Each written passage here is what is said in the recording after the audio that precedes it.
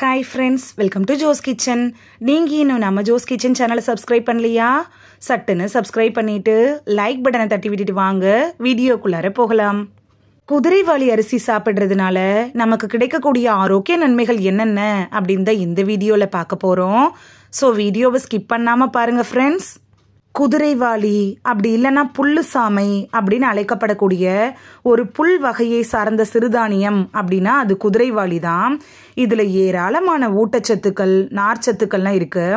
அது மட்டும் இல்லாம மாவுச்சத்து, கொழுப்பு சத்து, சுண்ணாம்பு சத்து, பாஸ்பரஸ், இரும்பு சத்து இது மாதிரியான ஊட்டச்சத்துக்களும் அதிகமா இந்த குதிரைவாலி அரிசியில் இருக்கு.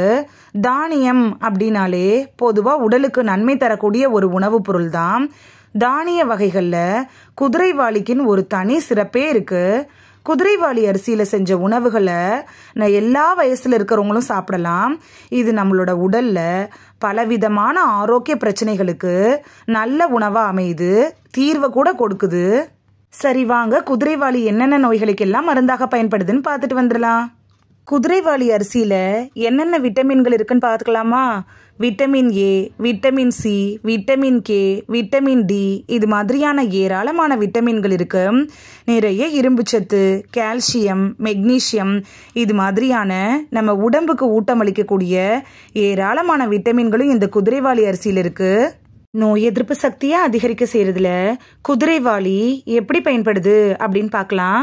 சிலருக்கு உடம்புல கபம், பித்தம், வாதம் அதெல்லாம் சரியான அளவுல இல்லாததுனால அடிக்கடி சளி, இருமல், காய்ச்சல் இது மாதிரியான ஆரோக்கிய பாதிப்புகள்லாம் ஏற்படும். இப்படிப்பட்டவங்கலாம் குதிரைவாலி அரிசியை சாதம் செஞ்சு சாப்பிடலாம். இதனால உடல்ல நோய் எதிர்ப்பு சக்தியை அதிகரிச்சு சளி, காய்ச்சல், இருமல் இதெல்லாம் ஏற்படாம தடுத்துக்கலாம். செரிமானம் சம்பந்தப்பட்ட பிரச்சனையிலிருந்து விடுபட செய்யறதுல குதிரைவாலி அரிசி எப்படி பயன்படுது அப்படின்னு பார்க்கலாம். சிலருக்கு அடிக்கடி செரிமான பிரச்சனை ஏற்படும். இதனால அவங்க அடிக்கடி அவஸ்தைப்படுவாங்க. இப்படிப்பட்டவங்களாம் குதிரைவாலி அரிசியில செஞ்ச உணவுகளை சாப்பிடுறதன் மூலமா செரிமான கோளாறு ஏற்படாம தடுத்துக்கலாம். அது மட்டும் இல்லாம குதிரைவாலி அரிசியில இருக்கக்கூடிய ஸ்டார்ச் ரெசிஸ்டன்ட் இருக்குல்ல, இது செரிமானத்துக்கு பேருதவியா இருக்கும். சர்க்கரை நோயாளிகளுக்கு சிறந்த உணவுன்னு ஏன் இந்த குதிரைவாலி அரிசியை சொல்றாங்கன்னு பார்த்துட்டு வந்துடலாமா? குதிரைவாலி அரிசியில் இருக்கக்கூடிய கார்போஹைட்ரேட் இருக்குல்ல, அது வேகமா செரிக்கிறத தாமதப்படுத்துது. இதன் காரணமா நம்ம உடம்புல இருக்கக்கூடிய குளுக்கோஸ் அளவை அதிகரிக்கிறது கட்டுப்படுத்தப்படுறதுனால நீரிழிவு நோயாளிகளுக்கு குதிரைவாலி சிறந்த உணவா இருக்குது. சிறுநீர் கோளாறு நீங்கிறதுல குதிரைவாலி அரிசி எப்படி பயன்படுது அப்படின்னு பார்க்கலாம். சிறுநீர் சம்பந்தமான பிரச்சனை இருக்கிறவங்க அடிக்கடி தங்களோட உணவுகளோட குதிரைவாலி அரிசியில செஞ்ச உணவுகளையும் சேர்த்துக்கிறதன் மூலமா சிறுநீர் சம்பந்தப்பட்ட எல்லா விதமான பிரச்சனைகளும் சரியாயிடும்.